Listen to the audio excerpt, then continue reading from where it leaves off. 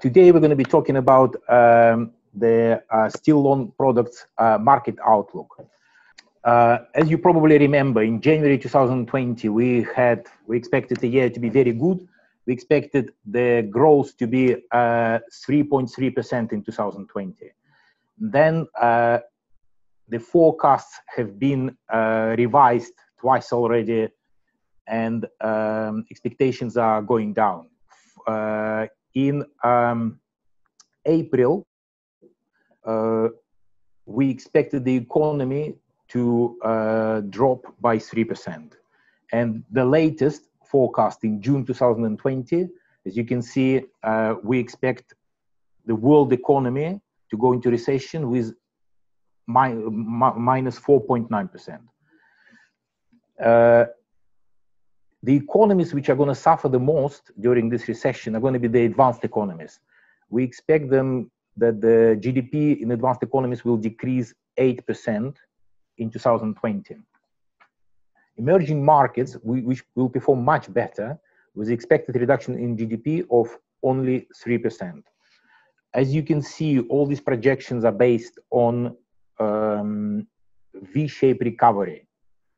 We hope that will take place, but you need to bear in mind when you see all these expectations, they are based on a V-shape.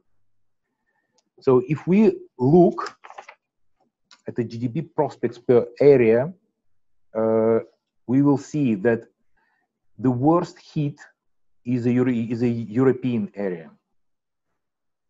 United States is expected to lose 6% of its GDP. Latin American countries expect to lose 5% GDP, and developing countries will fare much better. Africa is registering only 1.6% drop, Middle East, Central Asia 2.8%, and Asia will show growth of 1%. Here you can see GDP growth prospects per country. If we look at the per country expectations, you will see that the GDP expectations, they follow very closely to the lockdown policies of the governments. So the countries that are registering the worst performing economies are the countries that implemented the toughest lockdowns. So the worst performing economies are all European: Spain, France, UK, Italy, with the GDP expectance of minus 13, minus 12, minus 11%. You also have some developing countries. You've got India, Mexico, Hong Kong, Malaysia, Philippines. But this is not the end of the story. The situation can change very, very quickly because we live in a very uncertain time. So just to remind you what the slide which I put in my presentation in March. These were the expected projected GDP loss in the first week of March 2020. And look, all the countries that are here, they're Asian countries. And if you look at the actual performance, the Asian countries, some of them are performing much better than advanced economies. Why? Hard to say, but maybe they got lucky, maybe they introduced the right policies. But situation can change very quickly. We need to bear that in mind. All right. Now, if we talk about the construction sector overview, it's very hard to get hold of data on the construction sector in the middle of the year. So we managed to get information on the European Union. As you can see, in Europe, construction industry output are going to plunge in 2020 by 11.5%. That's worse than the GDP performance, which basically means that it's going to affect steel industry a lot. We do expect that the second half of the year is going to be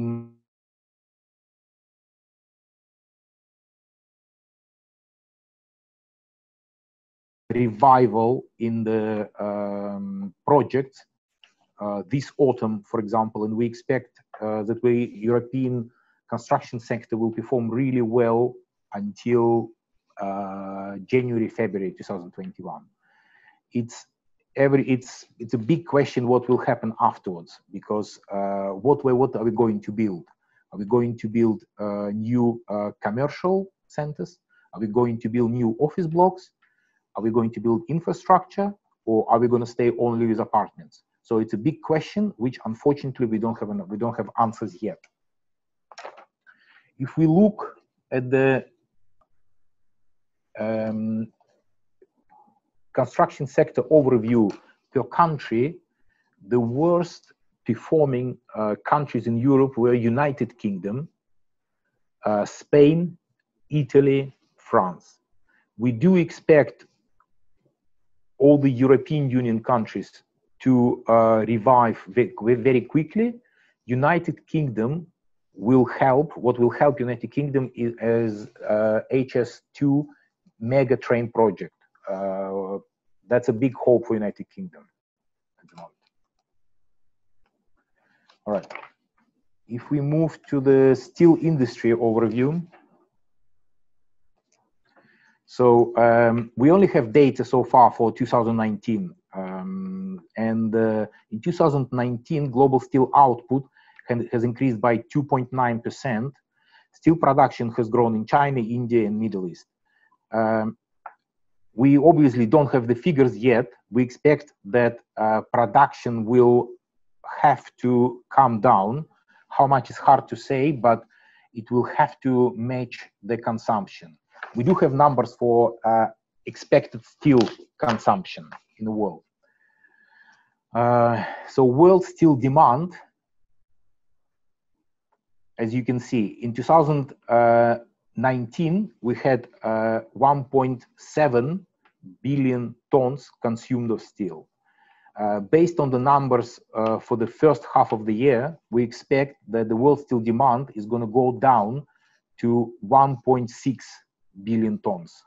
That is approximately 6.4%, or a drop of 113 million tons. That's very significant. It's possible that if we do have a recovery in the second half of the year, it will not be that bad. But based on today's numbers, in 2021, demand is expected to recuperate to 1.7 billion tons, which is still approximately 3% less than demand in 2019. If we go again into the geographical distribution of demand and what will happen with it in 2020, we will see that the NAFTA countries are going to be affected a lot, with almost 20% expected drop in the consumption in 2020. European Union is following closely with 15.8, decreasing in steel consumption. Central and South America are not doing so well, with expected drop in consumption of 17%. And in general, the drop in consumption is expected everywhere. The best performer will be Asia, because the total drop in consumption is expected to be 2.8%.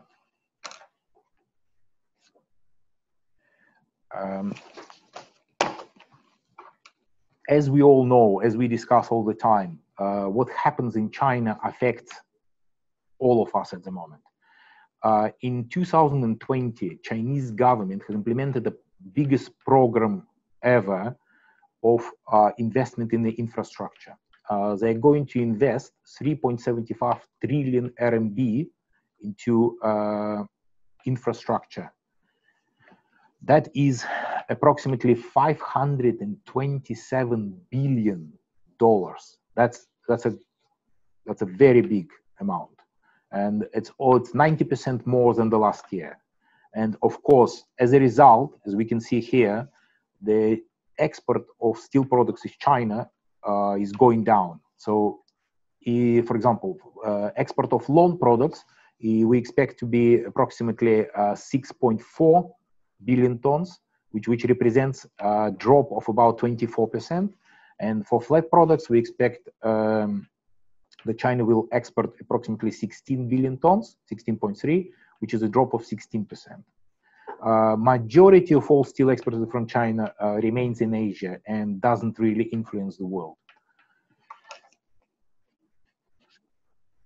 So let's move to the long products overview. So what do we have for long products?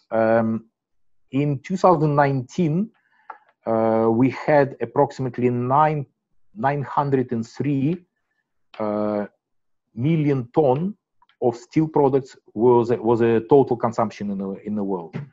Based on the figures for the first half of 2020, we expect that consumption of all long products will decrease by 2.7%. This is actually not so bad, taking into account the total drop in the consumption. So the feeling is that the flat product side will be affected more than the long product side. That's very positive for all of us. If we look at the consumption by product, we will see that consumption of all products will decrease by 2.7%. But the biggest impact percentage-wise will be in sections. And we expect that approximately, well, in the first half of 2020, the drop in consumption was approximately 8.5%, which is quite a lot. These product sections are used mainly in the commercial construction. So maybe that's a reflection of the changes in the construction center in advanced economies. It's too early to say, but that's something to be monitored during this year. If we move to rebar consumption, again, the rebar consumption in 2019 reached 410 million tons. It's the highest number ever. In the first half of 2020, the rebar consumption was lower than the last year by about 1.8%.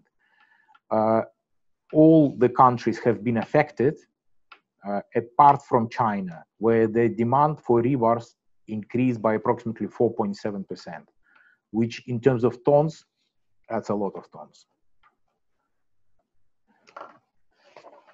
If we look at the, to illustrate basically the share of the countries in the consumption of rebars, we can see that the share of China keeps growing, while share of the developed countries, Western Europe, Eastern Europe, Japan, North America is continue to decrease. We see this as a long-term tendency here in the 10 years of changes in the rebar consumption. So we can see that the rebar consumption in North America increased by 9% since 2020. But again, why? Because there was a low base, specifically low base in the United States in 2010. In Western Europe, consumption of rebars has dropped significantly, the same in Japan. And if you look at China and Asia, it's very clear that the demand is moving towards Asian countries. And 2020, with a pandemic and everything that's happened here, is just consolidated early trends. So it hasn't really changed the direction of the world market. It's just consolidated already what was happening. Okay. So now, if we move to the international market price situation, so here we have a historical movements of rebar, wire rod, and billet prices from 2010 till 2020, in September 2020. These numbers obviously has changed since, but as an indication, I think it's enough. It gives you a good idea. It's very clear that the price trend is up, with wire rod showing the best performance in 2020. So the difference between the rebars and wire rods is increasing. At some points in the past, the wire rods were traded almost at the same price as rebars. That's not the case now. And we believe that this is due to the changes in capacity of the wire rod production, and also the fact that China is not exporting material, but actually probably importing some. And we believe that this trend will remain for some time. Okay, so here we can see an evolution of spread between CFR scrap price and a FOB rebar price in Turkey. As you can see, that if we look at the spread, we can see that despite drop in the consumptions, mills have managed to stabilize the spread. It is at low historically levels, but with the market improving in the second half of 2020, which we clearly see, we hope that we will be to improve the spread significantly until end of the year.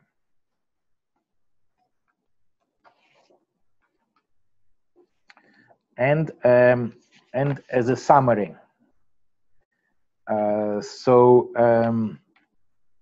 in order to summarize, we have had a complicated year so far. As a result of the pandemic and the lockdowns, the world economy has gone into recession.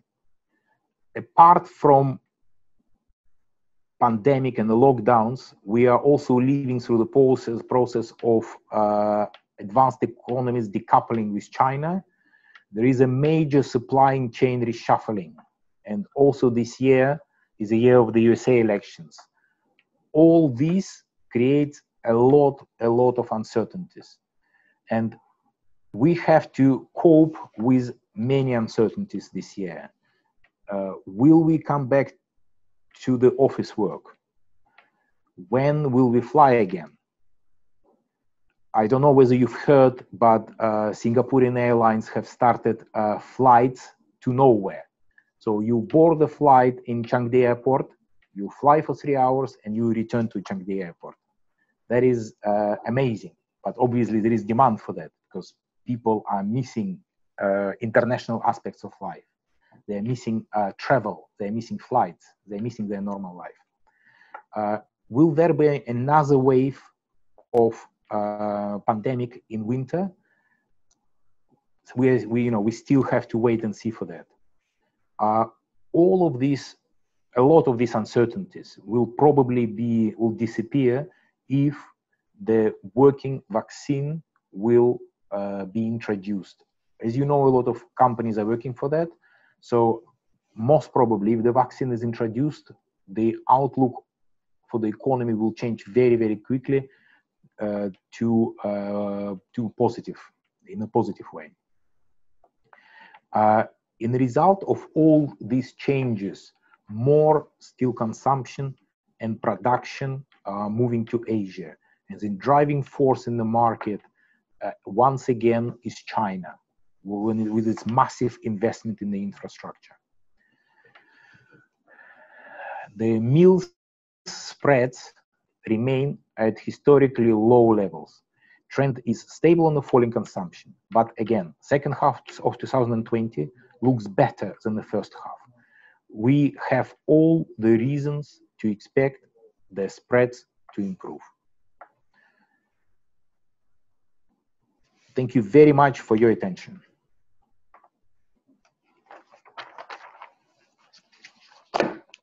Right. Thank you very much, Alex. Well, as always, it was a very good, very informative presentation. I realized that I really missed your presentation. So hopefully next time we will be able to see each other in person and have this presentation live from you in the same room, conference room. Hopefully. I hope so. I hope so. Really appreciate it. And by the way, while during your presentation, my colleagues informed me that the technical problem was related only with me. Apparently, I was the only one who did not see the polls. So they sent me the results of the polls. Let me read you the question of the first poll and the result afterwards. The question was, how do you think your country's steel industry has recovered from pandemic shutdowns? We had three answer options, and the attendees thought 18.2% of the attendees replied that their countries' steel industry had recovered from pandemic shutdowns between 80 to 100%, 18% of the attendees. 63.6% said the recovery was between 50 to 80%, and 18.2% said the recovery was less than 50%. So, would you like to add any comments on this one? Look, as far as we can see that we see that the demand has recovered, but obviously the situation in the world remains very different. We see, for example, that some European countries are entering a new lockdown. So, for example, parts of Madrid in Spain, they have entered into lockdown this Sunday. There was an announcement from the British government that UK is actually thinking about the second lockdown again. Obviously, that's going to affect again our industry. So overall, I would say the overlook is very positive for the second half of the year. We see market recovering very quickly, but you do have you have to look at the specifics of the country by country situation. There, it's very, very different. Okay, so overall, very positive, with some obviously issues in some areas of the world. Thank you. And the second poll question was, where do you see the strongest uptick in demand for construction in 2021 for next year? Almost 20% of our attendees responded as residential demand, residential construction demand. Only 11.8% said commercial construction. About 10% said industrial, and almost 59% said infrastructure. Well, this is of course, this is expected. Look, we are entering a great unknown. We are entering a new territory when we don't know how our habits will change.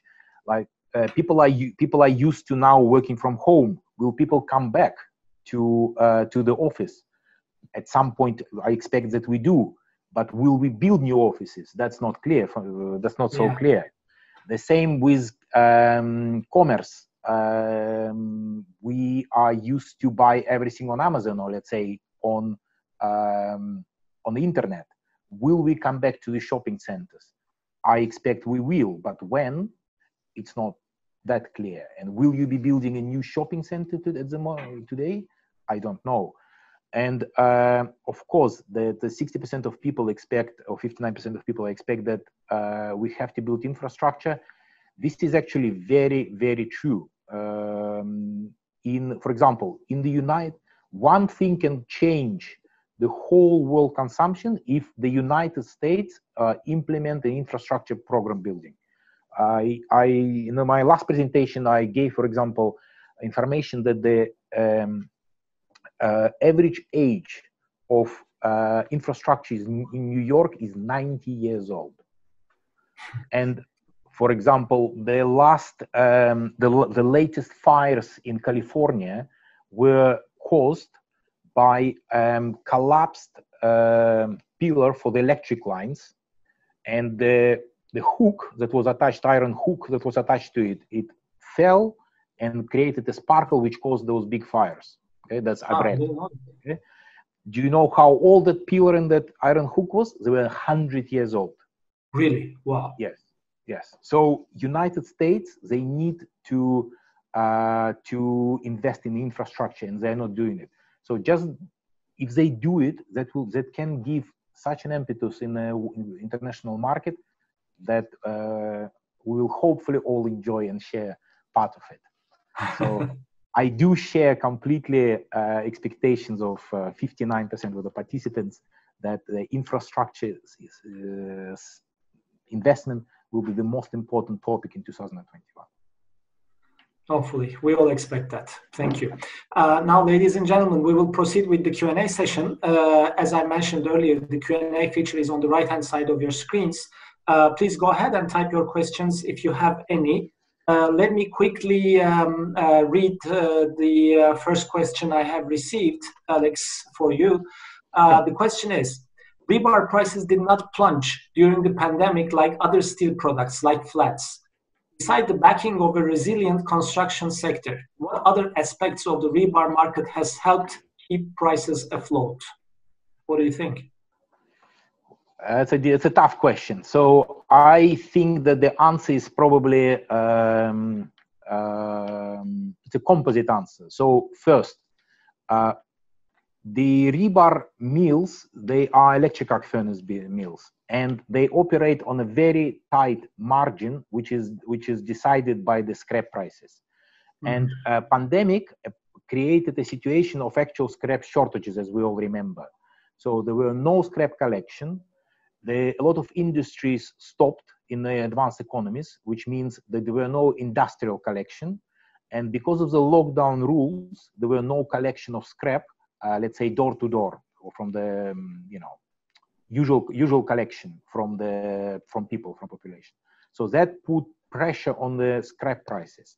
So instead of prices to go down for scrap, they actually went up. So first, that gave, let's say, bottom to the market. Second factor probably was the fact that China was importing huge quantities of semi-finished products, billets, huge quantities all over the world, hoovering them up, whatever was available. That again put a bottom to the market, because if you didn't produce rebars, if you felt pressure in the rebar market, you just sold billets to China. That was so easy.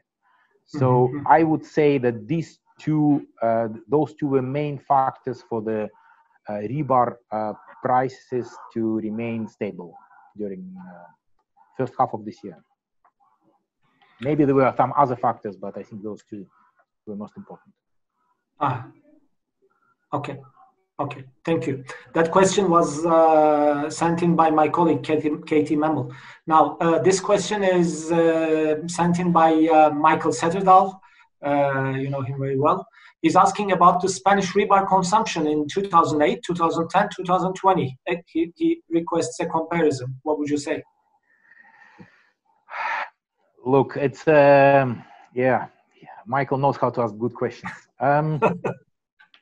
So yes, Spain is a very interesting case. So in 2008, 2009, the consumption of rebars in Spain was almost 6 million tons, and in 2010, that consumption dropped to 600,000 tons.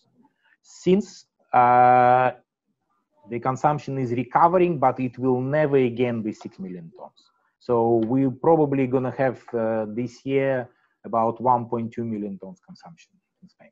So it has gone up since 2010, but it will never be anywhere near those levels seen before the global financial crisis.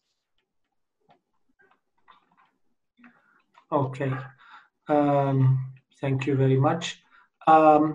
This next question is sent in by Harun Pasha, and it is as follows. Do you see the demand for steel suffering in the MENA region on account of low oil prices? It seems to be that the MENA region is suffering from demand for steel. Like we see, for example, in the Middle East, we expect that the finished steel demand will drop by about 17.5%. It's not exceptional, but probably it's more than it should have been if the oil prices didn't collapse. We see the traditional countries, exporters of oil, they're not really importing steel. Countries like Algeria, Libya, for example, they're not exporting as much. And another factor is probably that in the last 5 years, a lot of steel capacity have been built in the Middle East, especially in Oman, in Dubai, in Qatar. So that's another factor, of course, which affects, let's say, import of steel into Middle East countries.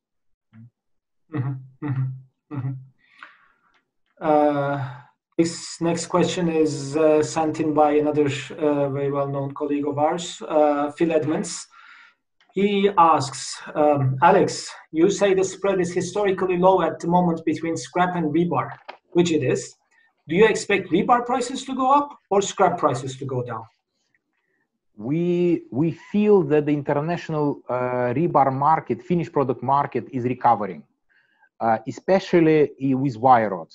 Again, I don't know exactly why wire rod market is so strong at the moment. It's probably a combination of low stocks at the end of the summer, so people had to replenish the stocks. It's a combination that there have been some increased demand in automotive industry, which has been felt in the flat product market and then also wire rod market.